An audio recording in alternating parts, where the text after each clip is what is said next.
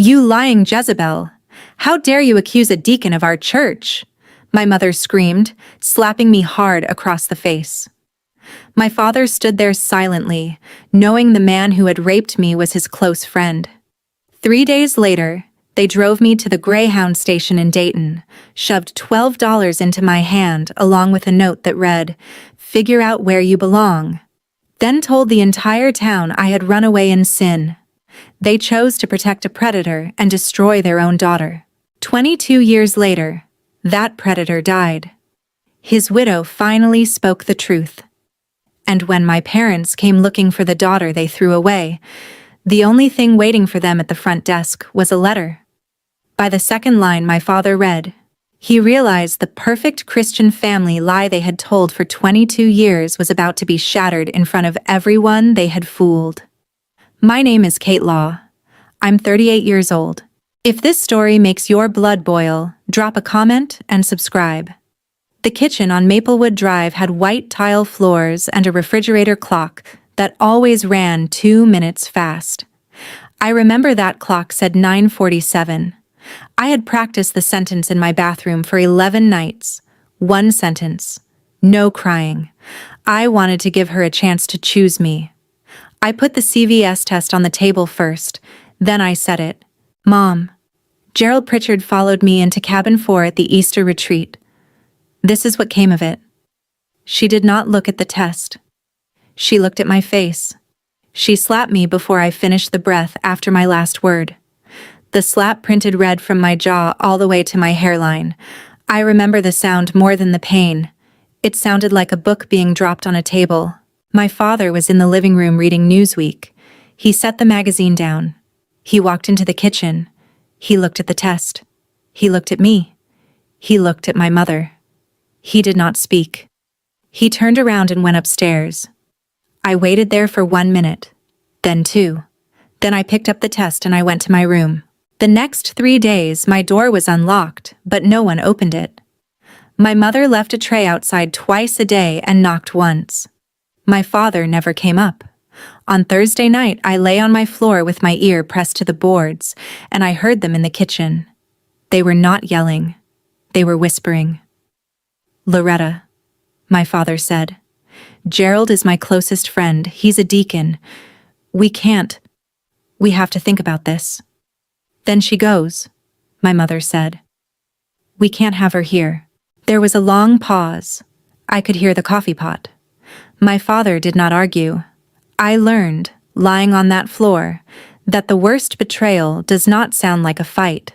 It sounds like agreement. On Friday night, my mother typed in her office for an hour. I knew she was writing the story they would tell our church on Sunday, the story they would tell Springfield for the next 22 years. On Saturday morning at 8:12, my father came to my room. He carried a duffel bag my mother had packed the night before. He did not say good morning. He did not say my name. He said only, "Come on." The drive from Springfield to Dayton is 25 miles. We took I-70. My father did not turn on the radio. He did not adjust the air conditioning, even though the vents blew warm. I counted 17 traffic lights to keep myself from crying. The toothbrush in my duffel bag was the new one my mother bought in April. My prescription was not. She had decided in advance how long I would be gone. At the Greyhound lot, my father did not turn off the engine. He reached across me and opened the glove box. He pulled out a small folded envelope and a McDonald's bag. "Your mother thinks this is what's best," he said. "So do I. Don't call us until you can be the daughter we raised." The envelope had $12 in it, 2 5s, 2 1s. There was also a folded piece of paper. It was the back of the Calvary Baptist Bulletin from the week before, June 8, 2003. On the front was Pastor Russell Hargrove's sermon title, "When God Lets You Wander." On the back, in my mother's blue Bic ink, were 5 words, "Figure out where you belong." Above her writing, in a different hand, were notes I would not understand the full weight of for 21 years. Lesson plan. Forgiveness within the body of Christ. The handwriting belonged to Gerald Pritchard. My mother had written my exile on the back of his Sunday school plan. I stepped out of the car. My father did not get out with me. He did not walk me to the ticket counter. As I crossed the lot, I looked back once through the station's glass door. He was tearing a page out of a small notebook. I learned years later it was the talking points for the deacon meeting the next morning. He had drafted what to say about me before he drove me there. The ticket to Cincinnati cost $14.50. I had 12. I stood at the counter with my hand on the bills, and the woman behind me, maybe 50, in a denim jacket and reading glasses, set $2.50 on the counter. She did not look at me. She did not say anything to the clerk. She sat down next to me on the orange bench. She looked at the welt on my face. She asked me very softly, "Honey, do you have somewhere to go?" It was the first time in 4 days I did not have to lie. I said no. The woman on the bench was not the one who came for me. She made a phone call from the pay phone outside the station and then sat with me until a different woman walked in. The woman who walked in was small, maybe 5'4", brown hair to her shoulders, a windbreaker over a clergy collar.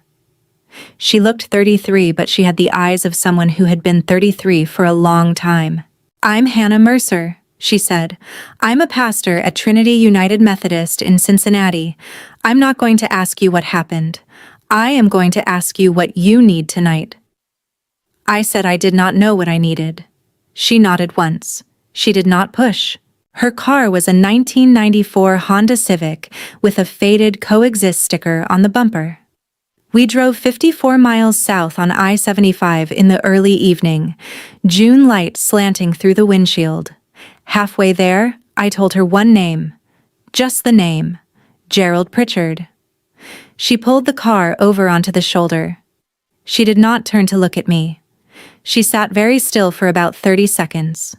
Then she pulled back into traffic and we drove the rest of the way without speaking. She did not take me to a public shelter. She took me to a brick 2-story house in Norwood, on Floral Avenue, called Bethany House. It had been a Methodist maternity home since 1962. The director was a woman named Pauline Maddox. Pauline was 58 then. She had a soft jaw, gray hair cut very short, and a calmness that did not feel like resignation. It felt like she had been waiting all day for me to walk through her door.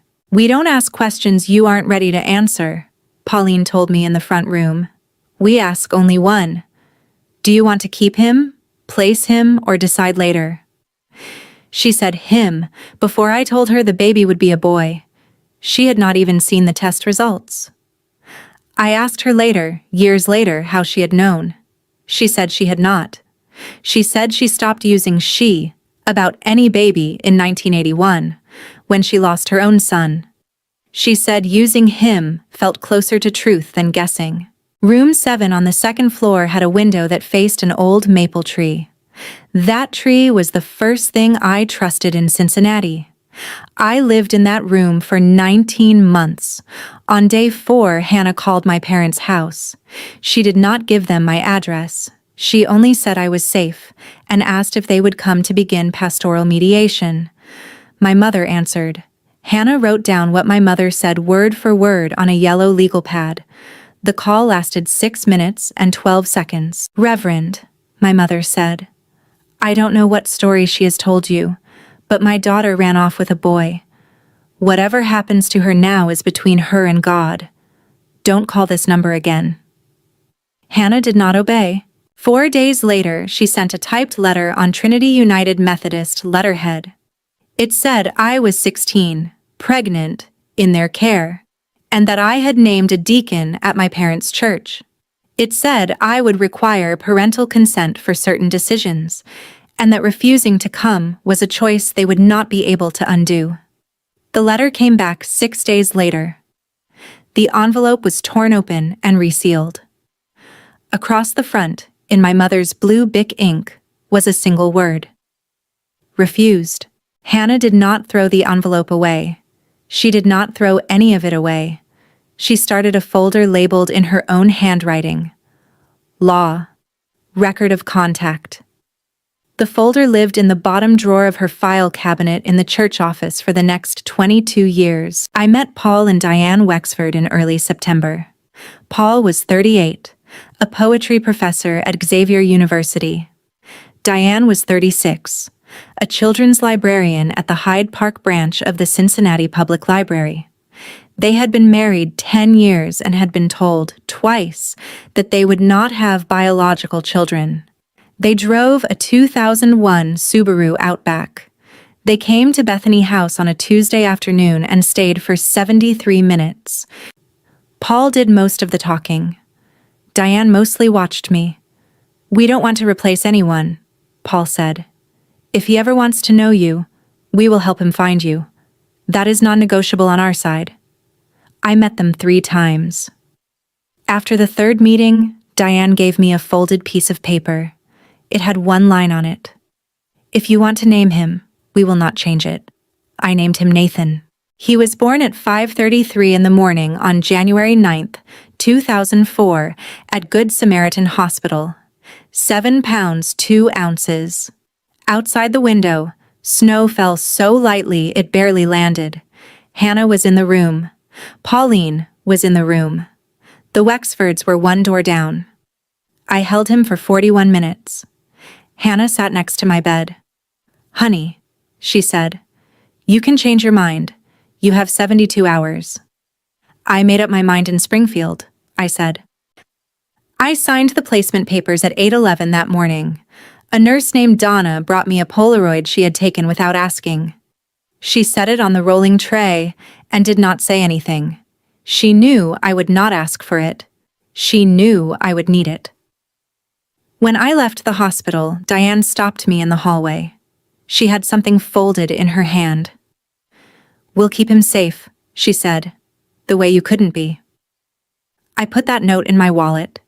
It is still there. I finished my GED at Bethany House in June of 2005. Pauline helped me apply to Xavier University. I got a full scholarship through a Methodist outreach grant.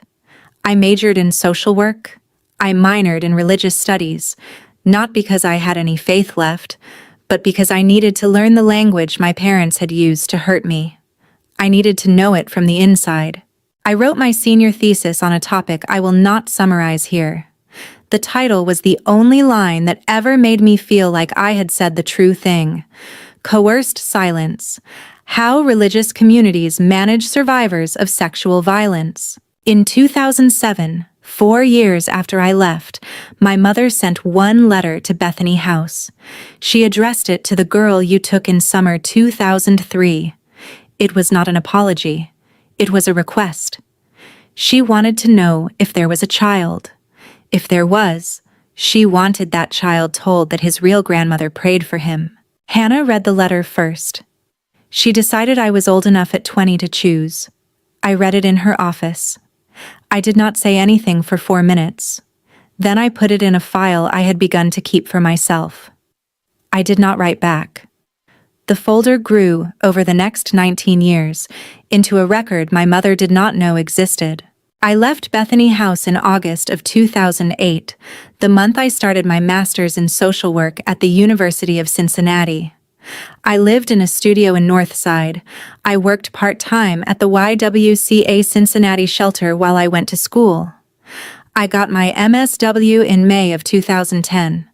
I got my LCSW license in 2013, after 3,000 hours of supervised practice. From 2010 to 2018, I worked at Lighthouse Youth Services, and then as a sexual assault response coordinator for Tri-Health Hospital System. I was 25 when I started running my first survivor group. I was 31 when I sat across from a hospital administrator who asked me what I would build if I did not have to ask anyone's permission. I told her I was thinking about it. That was a lie. I had been writing it down for years. In June of 2019, I co-founded a wellness center on Linden Street in Cincinnati's Over-the-Rhine neighborhood. I named it Linden Crossing. My co-founders were Yvonne Carrington, a trauma-focused LCSW I had met during my residency, and Dr. Bryce Holloway, a clinical psychologist who had served on the board of Lighthouse. We started with 1 location and 6 clinicians. By the end of 2024, we had 4 locations: over the Rhine, Norwood, Westchester, and Covington in Kentucky. 28 clinicians and a client base of about 1,200 a year. Our 2025 operating budget was $3.6 million. I did not start Linden Crossing to be a CEO. I started it to refuse to look away. That is the entire mission. We tell every new clinician on their first day, we don't fix anyone. We refuse to look away. That's all we promise. On the wall of my office in Over the Rhine, there is exactly 1 framed thing. It is a photocopy of the title page of my Xavier thesis. I have not added a single award or diploma next to it in 7 years. In April of 2024, Cincinnati Magazine ran their annual issue on the 50 women shaping the city. I was number 19. The reporter, a woman named Vanessa Hollander, asked me about my childhood. I would not answer. I gave her 1 line. I grew up in a place that taught me what I did not want to build. I have spent my adult life building the opposite. The article ran with a portrait of me in front of the Over the Rhine office. The address was printed under the photograph. For 21 years, no one in my family had known where I was. I had paid $129 a year to delete me since 2019 to keep it that way. I knew when I approved the photo what would come. I just did not know who would come first. It was not my parents. It was a woman named Eunice Crawford. She had been the secretary at Calvary Baptist Church for 30 years. She read the article in her dentist's waiting room on the 11th of June 2024. She wrote me an email that night. The subject line was, "I worked at Calvary Baptist for 30 years. I kept things." That email arrived in my inbox at 9:43 at night. I read it twice. Then I picked up the phone and called Hannah. Nathan turned 18 on the 9th of January 2022. The Wexfords had given me an annual letter every year on his birthday. Diane wrote them. I kept all 17 in a walnut box I bought at the Findlay Market Flea Market in 2006. Each letter had a strip of paper with his height. The last one said 181 centimeters. The letter Diane sent in January of 2022 was shorter than the others. He asked last night if it's time. We said it's time when you say so. He wrote your name on a piece of paper and put it in his wallet. 2 days later, I got a notification from the Ohio Adoption Registry. He had filed. I had 72 hours to decide whether to respond. I responded in 3. His first message read, "Hi, Mom. I'd like to know you when you're ready. No pressure. I waited 18 years. I can wait more." We met at Sidewinder Coffee in Northside on the 22nd of January. Booth 6, the corner one by the window. The same booth where Hannah and I had been meeting every 2 weeks for 12 years. He walked in. He looked at me. The first thing he said was not a greeting. "You have the same hands," he said. I knew it would be the hands. He has my mouth. He has Diane's posture and Paul's vocabulary. He looks like all 3 of us at once. We started having brunch every other Sunday in February of 2022. Diane usually came. Paul sometimes did. We did not force anything. He said once, during the summer after our first meeting, "You're not my mom in the way Diane is, but you're not nothing." I don't know the word yet. I think I have to invent one. He went to Ohio State for journalism in the fall of 2022, 108 miles from Cincinnati.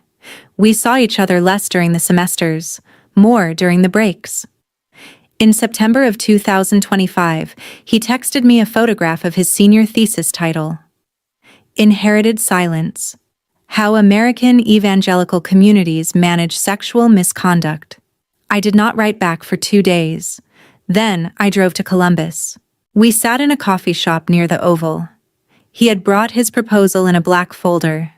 He explained, with the calm of someone who had rehearsed it, that he did not need to use my name. He did not need to use Calvary Baptist. He did not need any identifying detail. "But I picked this," he said. "I needed you to know. I picked this because I exist." I went home that night and opened the walnut box for the first time in years. I took out everything. The letters, the photo strip with his heights, Donna's Polaroid, the folded note Diane had given me in the hospital hallway. I set them on the dining room table. I did not move them for 2 days. Then I called Hannah and I told her it was time to start preparing for the storm I knew was coming. In Springfield, the years had been kind to my parents in a public, hollow way, and cruel to them in a private, accurate one. My father was promoted to assistant principal at Springfield High School in the fall of 2003. The official story, that his troubled daughter had run off with an older boy and broken his Christian heart, made him a sympathetic figure. He became principal in 2009. He was nominated for superintendent twice.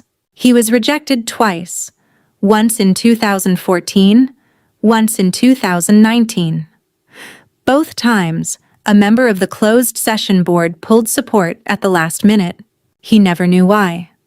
The board member who quietly buried his candidacy each time was a distant relative of Eunice Crawford.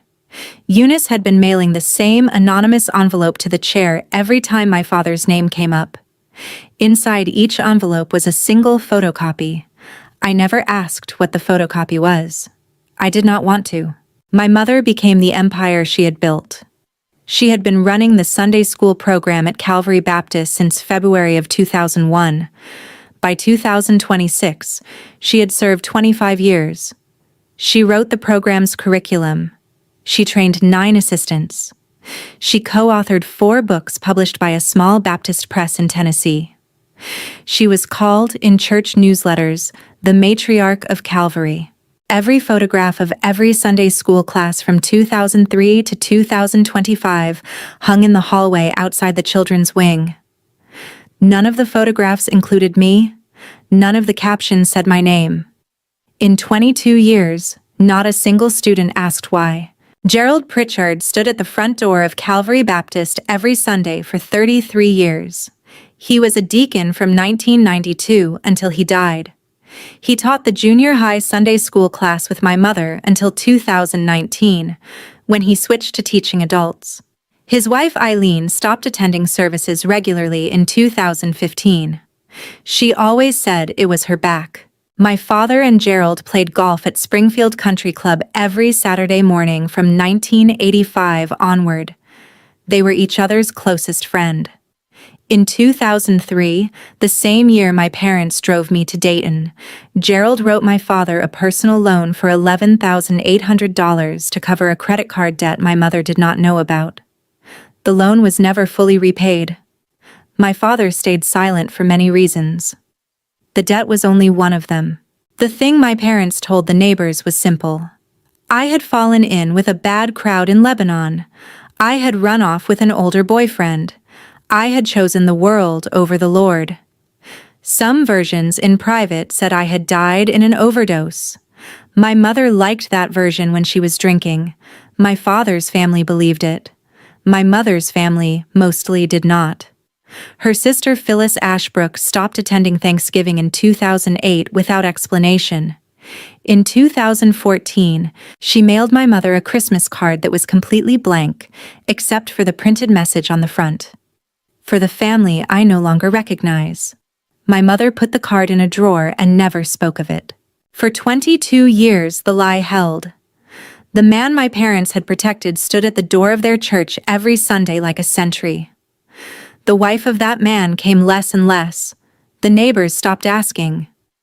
The pews were full. The Sunday school program grew. The hallway photographs accumulated. My name was never on any of them. That was the world my parents had built. That was the world that was about to crack. Gerald Pritchard had a stroke at Pastor Hargrove's Christmas party on the 14th of December, 2025.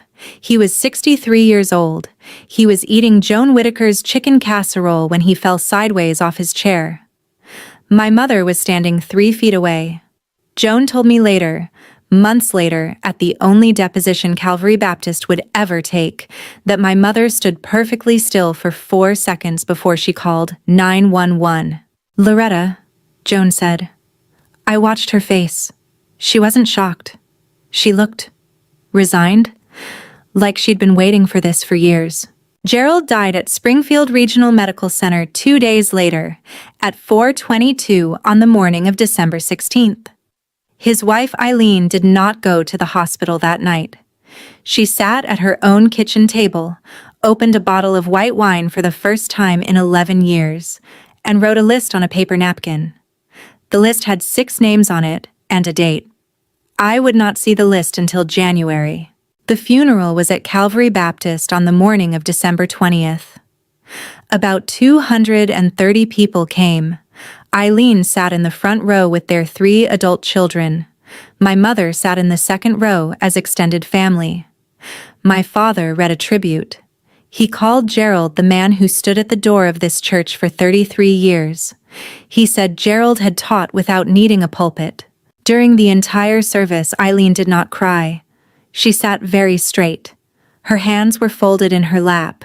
Her oldest daughter held her hand and said later that her mother's hand had been colder than her father's. After the service, Eileen did not go to the reception.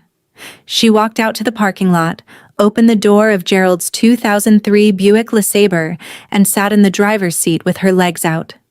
She had a bottle of Pinot Grigio under the seat. She had been planning this for 9 days. My mother came out to find my father's car. She saw Eileen first.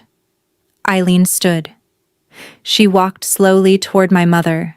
There were 5 paces between them. My mother arranged her face into the polite condolence she had been practicing all morning. Eileen spoke first. "Loretta, your daughter wasn't a Jezebel. Gerald told me what he did, in April of 2003, and in 2008. And there were others before her. I have his letters. I have the loan he made to Douglas. I waited for him to die. He's dead now. I'm done." My mother stood still for 17 seconds. Eunice Crawford, walking past the parking lot at that exact moment to retrieve a Bible left in a pew, heard every word. Eunice did not speak to Eileen then, but 6 days later she sent me an email with one line. "Eileen Pritchard is ready. Are you?" When my father walked out of the church and asked my mother what Eileen had said, my mother answered without looking at him. "She's drunk," she said. "Take me home." He drove. She did not speak for 18 minutes. As they approached the exit for Springfield, she said the first sentence she had said in nearly 22 years that contained my name. "Douglas, we need to find Catherine." My father did not answer immediately. When he did, he asked one question. "Why now?" "Because Eileen is going to tell the church," she said. "And if Catherine wants to come back into the story, it has to be on our terms." He did not respond. But when they got home, for the first time in 22 years, he climbed the stairs to the attic, opened the cabinet where my mother kept her sewing kit, and stood in front of the cedar box. He stood there for 4 minutes. He did not open it. He came back downstairs. He did not eat dinner. I had 10 weeks to prepare. From the evening of December 26th, when Eunice's email came in, to the morning of March 9th, when my parents finally arrived, I built the file with Hannah. I drove to Springfield once to meet Eunice. She would not come to Cincinnati. She brought 4 boxes from her basement. She had been collecting since 1994. I read everything in her dining room over 2 days while she made me coffee. I did not want, and waited to be asked questions she had been waiting 30 years to answer. On the 22nd of January, I drove to Dayton and met Eileen Pritchard at a diner halfway between Springfield and Cincinnati. She brought a manila envelope. Inside was a photocopy of a letter Gerald had typewritten to my mother on the 18th of April, 2003, 6 days after he raped me at Camp Cedar Cliff. Eileen had found the carbon in her husband's filing cabinet in 2017 and had kept it since. "I should have come to you the day I read the magazine," she said. She did not touch her coffee. "I told myself I needed proof. The truth is, I needed permission. I'm sorry." I told her she did not owe me an apology. I told her she had been a wife inside her own kind of prison. She looked at me for a long moment. "I knew there had been more than one," she said. "I knew if I came forward while he was alive, he would burn the rest. So I waited. He thought I was loyal. I was just patient." She slid a second photocopy across the table. It was the napkin list. 6 names. I recognized 2. The third one would take Eunice's help to identify. The last 3 Eileen would not name.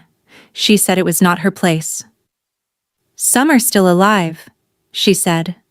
"Some are too tired. I am giving you Gerald. The rest is theirs to give if they choose." I drove home on I-75 in the dark. I called Hannah from a rest stop in Middletown. I told her I knew when my parents would come, even if I did not know what day. She told me to write the letter now, while my hands were steady. I wrote it that night at her kitchen table, on her 1998 Underwood typewriter, the same machine she had used to write her letter to my parents in 2003. I sealed the envelope on the 17th of February. I drove it to Linden Crossing and gave it to Trevor Donnelly at the front desk. Trevor was 52, a former Cincinnati letter carrier who had worked security for me since 2021. He knew the whole story. I had told him on the day I hired him. "Whenever they come," I said, "give it to him first, not her. What if she demands it? Then she'll have to ask him for it." He nodded once. He put the envelope in the second drawer of the front desk. He did not move it for 21 days. My parents left Springfield at 7:35 in the morning on Monday the 9th of March. They drove a 2019 Honda CR-V, pearl white, 80 miles on I-71 south. They did not speak for the first hour. In the second hour, my mother took out a folded piece of paper. She had been working on it since the funeral.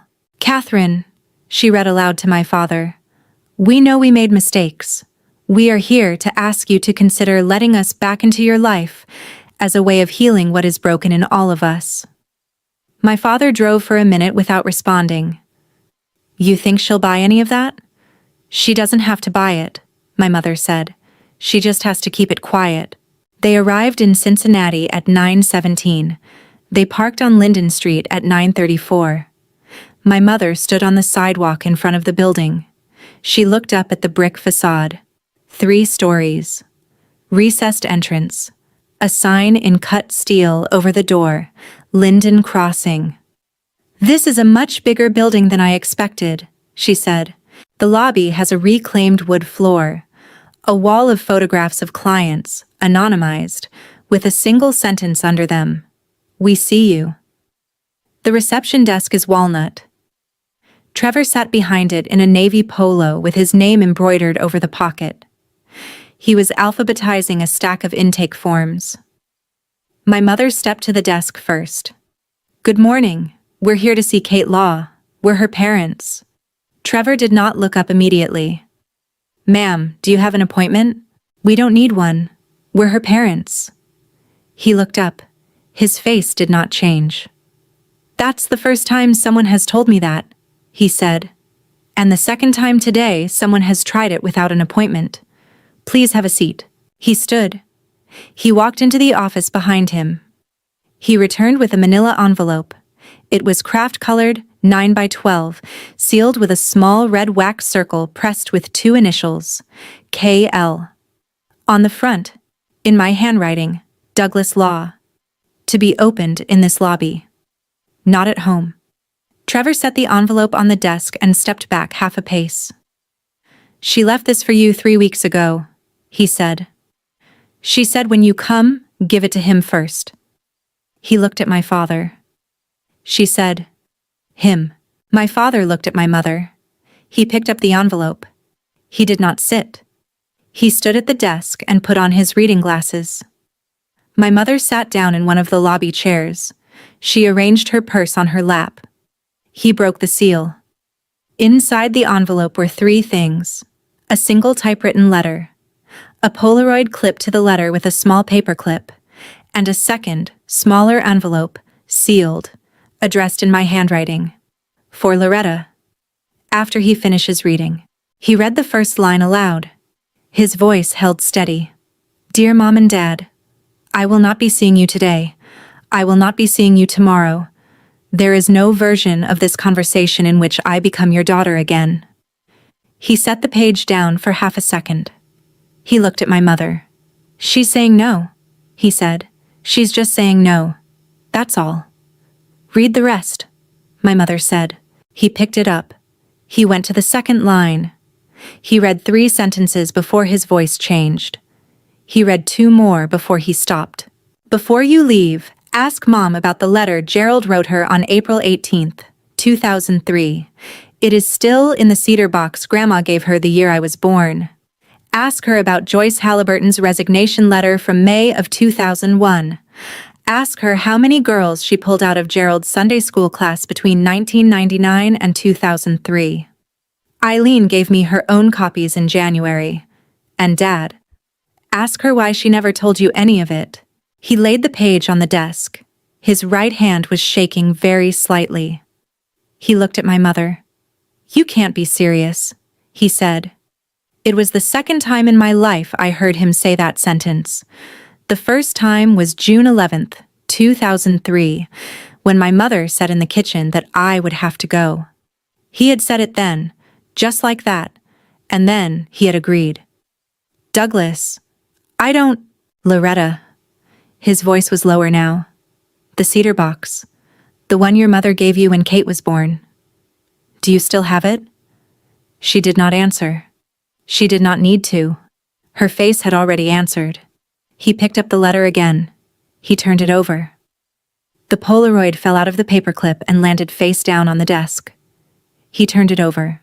The photograph was of Nathan. He was 21 in the picture. He was wearing a navy polo. He was standing in front of the journalism school at Ohio State. He was smiling. On the back of the Polaroid, in my pen, were 2 lines. He grew up safe. No thanks to either of you. My father stared at it for a long time. He showed it to my mother. She did not take it from him. How old? She asked. He looks 20-something, he said. Loretta. Look at me. He looks like you. She did not look at the picture. She looked through the glass front doors of the lobby. She was watching something across the street. I watched her watch on the security camera feed in my office upstairs. There was nothing there. There was just her, finally seeing the shape of the world she had built. My father picked up the smaller envelope. He opened it. Inside was a photocopy of a typewritten letter. The signature was Gerald's. The date was April 18th, 2003. There were 3 short paragraphs. He read it through once. He did not read it aloud. The middle paragraph said, Loretta. What happened with the girl at the cabin was not what either of us wanted. I trust you to guide her through this the way you guided the others. The church needs us both. So does your family. He looked up. He looked at his wife. The others. Loretta. The others? She stood up. She picked up her purse.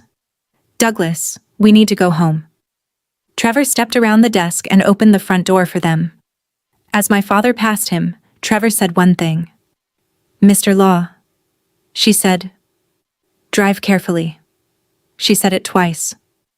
My father did not respond. He walked out into the March sunlight. My mother followed. 3 floors above them, I watched on the monitor. I did not move from my desk for 40 minutes. Then I closed the feed and called Hannah. To understand why the letter had the weight it did, you have to know what Hannah had been keeping for me, what Eileen had been keeping for herself, and what Eunice Crawford had been quietly photocopying for 30 years. Hannah's folder ran 52 pages. It contained the original returned envelope from June of 2003, with my mother's "refused" written across it. It contained her handwritten notes from her phone calls with my mother. It contained a second letter Hannah had sent in December of 2003, just before Nathan was born. A letter I had not known about until February of 2026. That letter had also been returned. My mother had used the same blue Bic. Hannah had given me the folder in February. She had handed it to me across her kitchen table and said only this. I started this not knowing why I was keeping it. I think I knew you would need it before you knew. The bulletin from June 8th, 2003, the same bulletin my mother had used for the note, was the second receipt. I had kept it in the bottom drawer of my desk for 21 years. I did not understand what the notes above my mother's writing meant until I drove to Springfield in June of 2024 and showed it to Eunice. She took one look at the front of the page and said, "Those notes, that's Gerald's hand. I would know it anywhere." I typed his Sunday school outlines for 15 years. She marked the date she had told me in her own diary, June 14th, 2024. "The longest delay of my life," she wrote. The third receipt was Eileen's.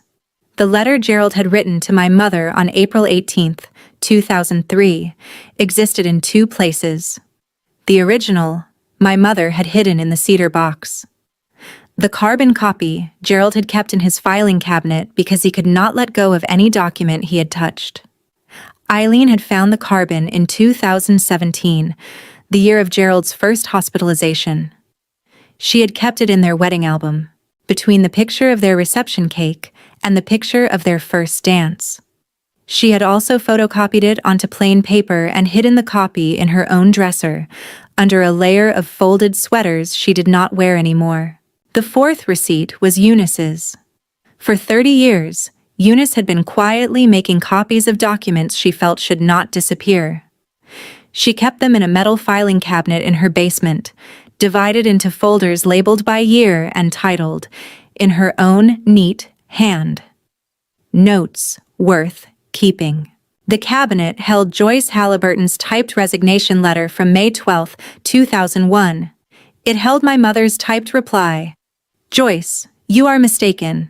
Gerald is a man under spiritual attack, and we are called to protect, not accuse. I will pray for your discernment." It held a copy of a letter my mother had written to Gerald in September of 1999, in which she had promised to help him keep his struggles contained. It held a handwritten list in my mother's writing titled, "To be reassigned away from G's class quietly." On the list were 3 names. The third name was Catherine Law. The year next to my name was 1999. I had been 12. My mother had pulled me from Gerald's class when I was 12 to protect me from him. 4 years later, when the curriculum shifted and I was placed back in his rotation, she had not pulled me out again.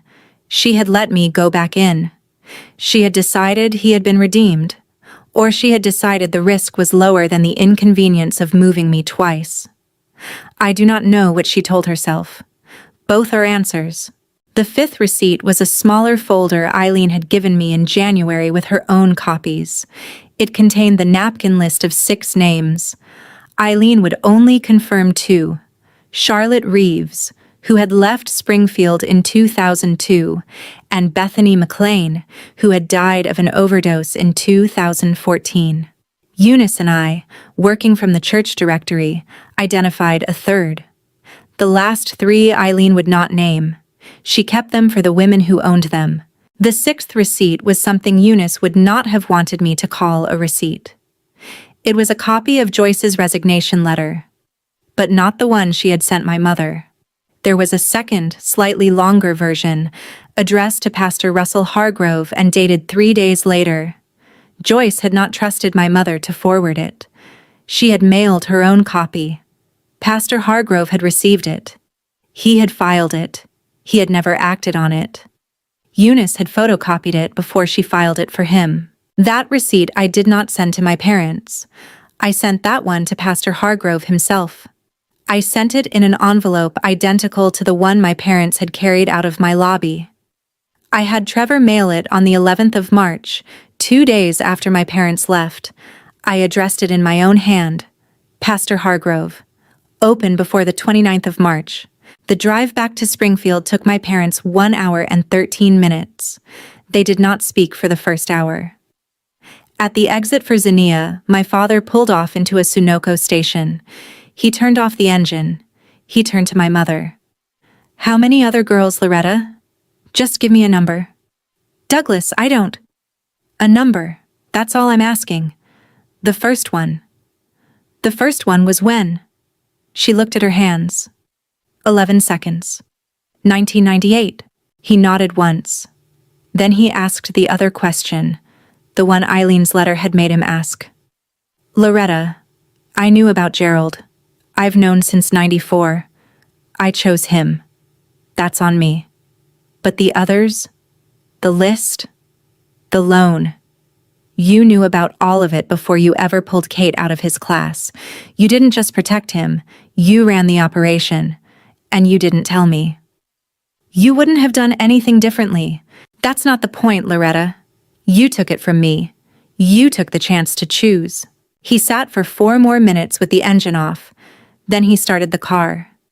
He drove the last 18 miles in silence. When they got home, he did not go inside with her. He climbed the stairs. He opened the cabinet. He took down the cedar box my mother's mother had given her the year I was born. The box that should have held a baby blanket or a lock of hair. The box that had held instead the original of Gerald's letter for nearly 23 years. My mother stood in the kitchen doorway, watching him carry it down. Don't open it, Douglas. He opened it. For 3 months between January and March, my mother had been planning her 25th anniversary as Sunday school director at Calvary Baptist. The celebration was scheduled for the morning service on Sunday, March 29th, 2026. She had written her speech in January. She had prepared a slideshow. She had compiled a list. 25 students whose lives I have watched bloom. The list did not, of course, include me. She had selected an outfit. She had asked Pastor Hargrove to introduce her. She could not cancel after Gerald's death. To cancel would be to confirm. So she went forward. She told my father in mid-February that the service would be useful. The congregation would see that they were still whole. She told Pastor Hargrove on a phone call I knew about because he later called Eunice that she hoped I might attend. She used the name Catherine to Pastor Hargrove. He listened. He said only, "I'll see you Sunday." After he hung up, he called Eunice. Eunice transferred his call to Hannah. On Sunday morning, March 29th, Hannah drove the 80 miles from Cincinnati. She stopped at the Ohio Pike rest stop to read, one more time, the original envelope from June of 2003, with my mother's "refused" written across it. She put the envelope back in her bag. She arrived at Calvary Baptist at 10:22. Pastor Hargrove had reserved her a seat in the 12th row on the left aisle. The woman sitting beside her introduced herself with one nod. "You came too," Eileen Pritchard said. Nathan was in the last row. He had driven down the night before and slept at the Comfort Inn off I-70. He texted me at 9:41 that morning. He said he had not asked permission because he was afraid I would say no, but that he needed to see this with his own eyes. He promised he would write nothing without my approval. I read his text. I read it again. I sent back, "Be a journalist today. Not my son. We'll be both tomorrow." He sat in the last pew with a small moleskin notebook in his coat pocket.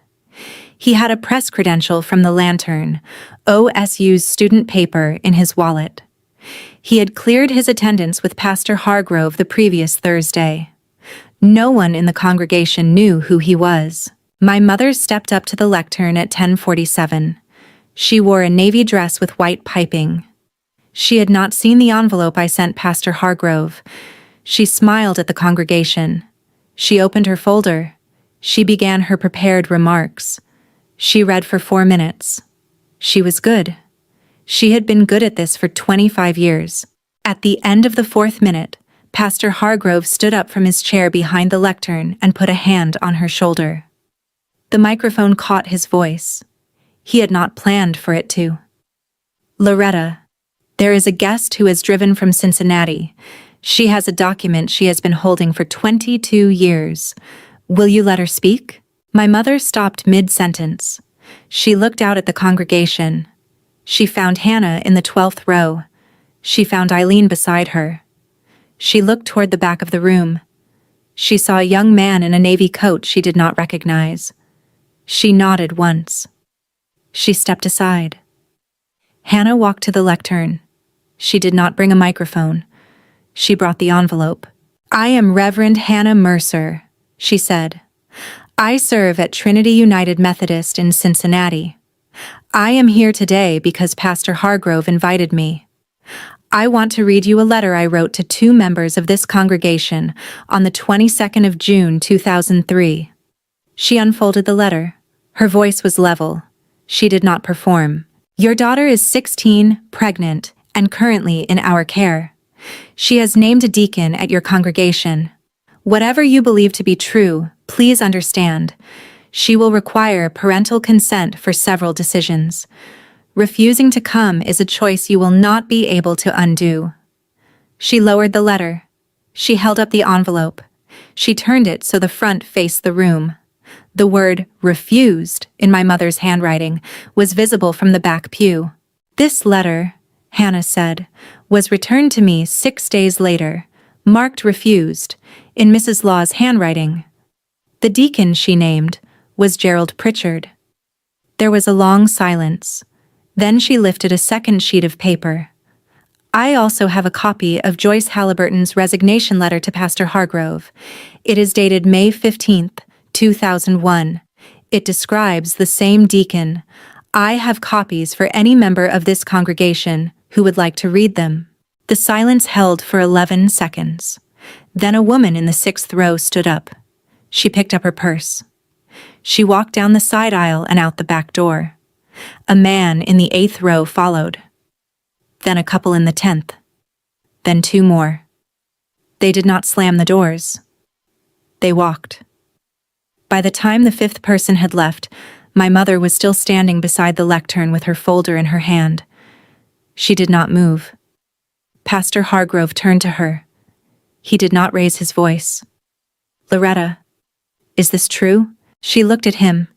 She did not answer. "Loretta," he said, "is it true?" She looked at the back of the church. She saw Nathan again. She did not know his name, but she saw something in his face she could not have predicted. "He has Catherine's mouth," she said, very quietly. She sat down on the red carpet in front of the communion table. She still held the folder. Pastor Hargrove crouched beside her. He did not touch her. Eunice Crawford, in the 3rd row on the right, opened her Bible and wrote a single line on her bookmark. March 29th, 2026, finally. A block away, on Spring Street, I sat in a Honda CR-V from Linden Crossing's fleet. I had been parked under an oak tree since 9:45. I had not gone in. I did not need to. Hannah texted me at 11:33. "It's done. People are leaving." I started the engine. I drove back to Cincinnati without the radio on. I went up to my apartment in Northside. I took the walnut box off the closet shelf. I set it on the kitchen table. I opened it. For 6 weeks, the aftermath worked itself out the way aftermaths do in small Ohio towns. My father filed for early retirement from Springfield High School on the 3rd of April. The official reason was family circumstances. My mother was quietly removed from every leadership role at Calvary Baptist. She was permitted to attend services. 4 members of the deacon board resigned. 15 families left the church. Pastor Hargrove submitted his own resignation on the 12th of April, after an independent consultant Calvary had hired in early April reviewed Joyce Halliburton's 2001 letter and confirmed he had received it. He had served as their pastor for 37 years. He was not arrested. The institution did not pursue charges.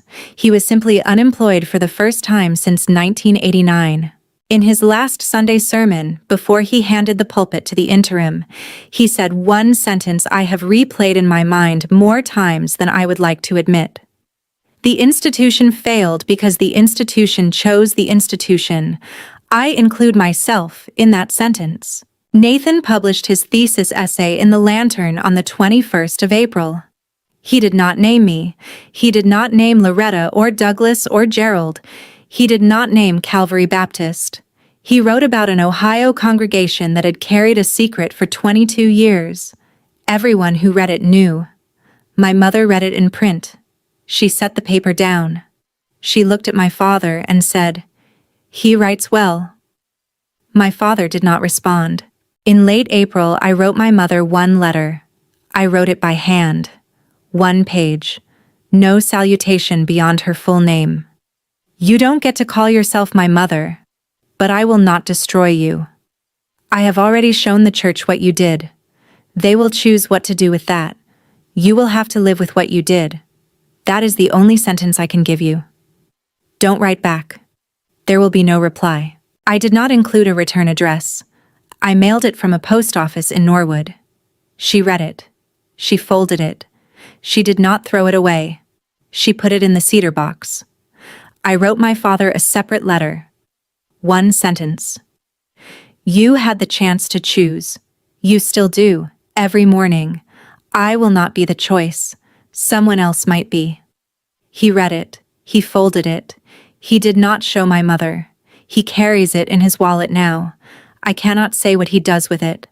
I can only say, it is there. On a Saturday in early May, Linden Crossing announced our 5th location, a small site in Hamilton, Ohio. The funding came from a Cincinnati family foundation that had read the magazine piece in 2024 and waited a year and a half to call. $1.2 million. I gave my only interview about the expansion to Vanessa Hollander, the same reporter who had written the original piece. She asked me near the end if my parents would be acknowledged. "They are not the story," I said. "The story is everyone who didn't ask the question they should have asked. That includes me." Until it didn't. On the wall of my office, next to the framed page of my Xavier thesis, I added one new thing the week after the church service. A small Polaroid in a simple wooden frame. Nathan, 3 months old, sleeping in Paul Wexford's arms. On the back of the original, in Diane's handwriting, were 6 words. "He smiles in his sleep." We thought you should know. I had kept the Polaroid in the walnut box for 22 years. I had not looked at it more than 5 times. The week after Calvary Baptist, I framed it. I put it on the wall. It is the second newest object in the room. It belongs there. On the 10th of May, Nathan graduated from Ohio State. The ceremony was at Ohio Stadium. Bachelor of Arts in Journalism, magna cum laude. He walked across the stage in the morning. His advisor, Professor Marion Caldwell, smiled when she shook his hand. Diane and Paul Wexford sat in the front row of the alumni section. I sat next to them. Hannah Mercer sat on my other side. 4 seats. No one from Springfield. When Nathan came down from the platform, he hugged Diane first. He held her for a long time. Then he turned to me. He did not need to say anything. He said it anyway. "You both got me here," he said. "I have the language now." In the pocket of my coat, I carried something I had carried with me for 22 years. The folded piece of paper from the back of a Calvary Baptist bulletin. June 8, 2003. Sermon title on the front, "When God Lets You Wander." 5 words on the back, in blue Bic ink. "Figure out where you belong." I had not opened it more than 3 times in my adult life. I had not been able to throw it away. I had not wanted to. When Nathan walked back to his seat in his cap and gown, I unfolded the paper one last time. I read the 5 words. I read them slowly. Then, when the rest of the row stood up to applaud the next graduate, I set the paper down on the empty plastic chair beside me. I did not crumple it. I did not tear it. I just set it down. When we walked out of the stadium, I left it there. The cleaning crew would find it later. They would not know what it was. They would throw it away with the programs. They told me to figure out where I belonged. It took me 22 years. The answer was not a place. It was a list of people who said yes when blood said no. Some of them I found at 16 on a bus station bench, where a stranger paid $2.50 and asked me a question my own mother had refused to ask. Some of them I found in a brick maternity home where a woman called my child him before either of us knew. Some of them found me in a hospital hallway and promised me my son would be safe in the way I could not be. Some of them I found in my 20s, in my 30s, behind a desk where I built a place that would not look away. And one of them, the youngest of them, I gave birth to before I knew what belonging meant. Family is not what is given to you. Family is who stays. My parents stayed in